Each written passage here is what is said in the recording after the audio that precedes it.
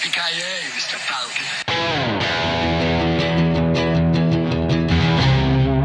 Bonus content.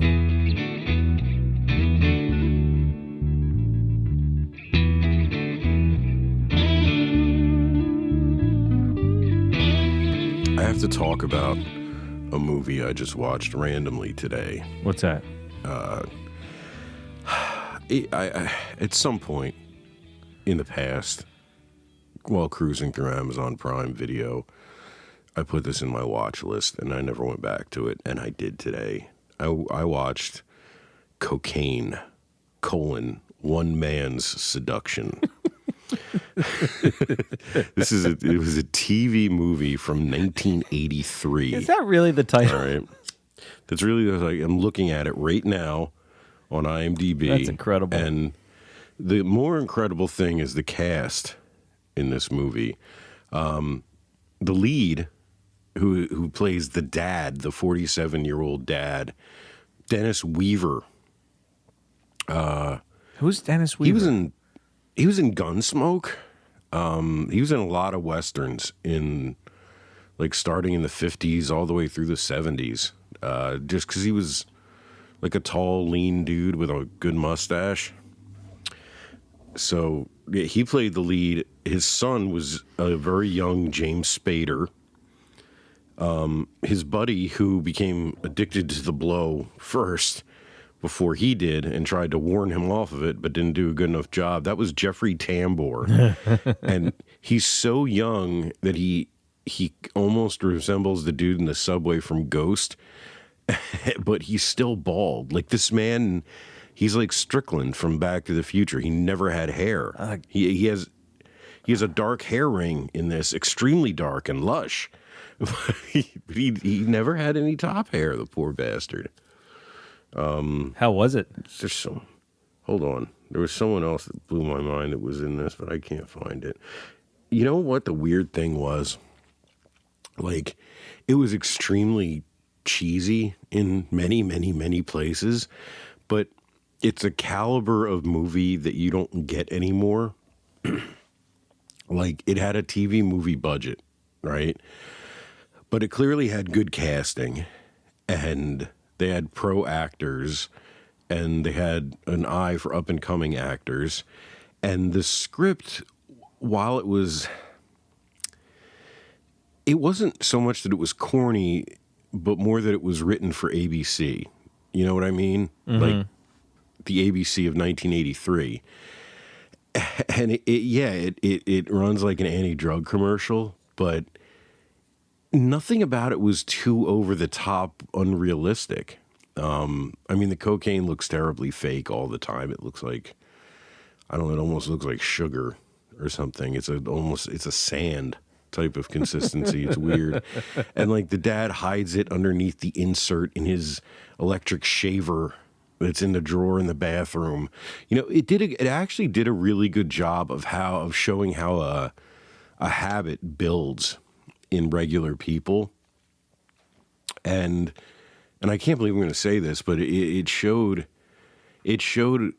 did a good job of showing not everyone becomes an addict, if that makes any sense. Yeah, I think so. There's a woman that the lead, his name's Eddie, the protagonist that he works with, who kind of turns him on to it, right? And her boyfriend is the dude who sells it to him for a while until he gets arrested.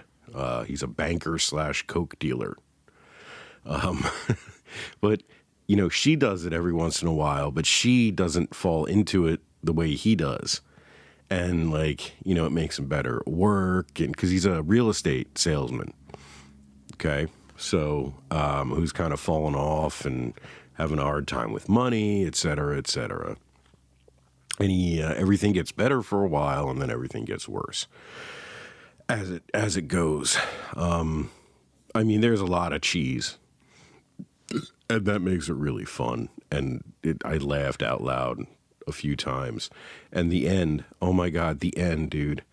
The end is literally the father hugging his son, James Spader, who looks 22 years old, who's playing I think a 17-year-old who just can't bear the thought of going to Stanford.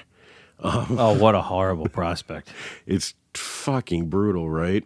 And then he gets so, like, James Spader is acting so hard in this.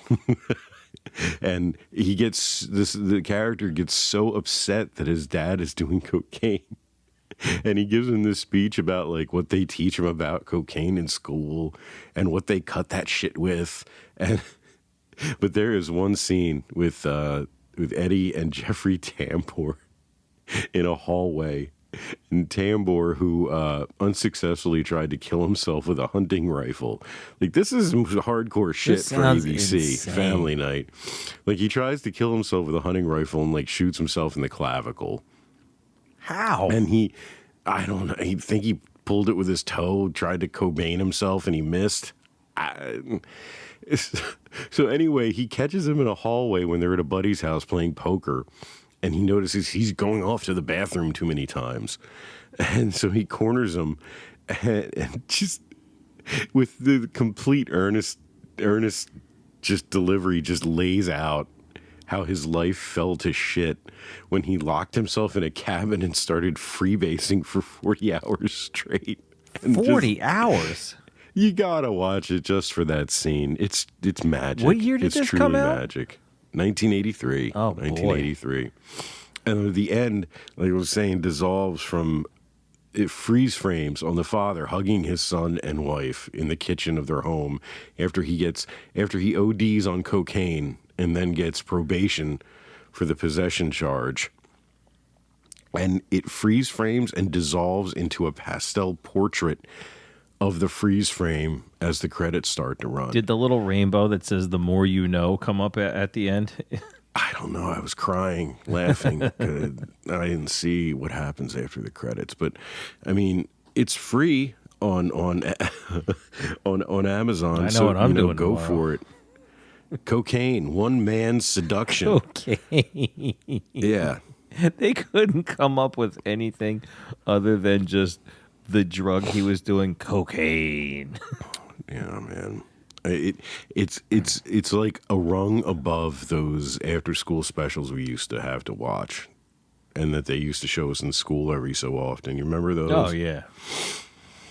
I think one of them, I think Ben Affleck was in one when he was a teenager about steroids. What? Yeah, yeah. It's And then we had the DARE program. You had the DARE program, right? Yeah, when you were a kid? We had Dare, which like like I always used to wonder like, oh, you don't see Dare anymore. I wonder what happened to it. And I think they figured out like we're basically teaching kids how to do drugs. Yep. Turned out it made kids more likely to experiment. There's and this try crazy stuff called marijuana. You don't want anything to do with it, but it's awesome. You don't want no part You of don't this want shit. no part of this, do we? It gives you a I boner. want some cocaine. I could rewatch that anytime, anywhere. Dewey Cox. Dewey Cox, Walk Hard. I hated that the first time I saw it. I think it must be because I was in a bad mood when I saw it, and I watched that'll it. do it. I watched it again, and I could not stop laughing. I was howling. It's like, how did I not like this the first time? And you never saw the annoyingly long version, have you? No. Oh my god, it's so funny.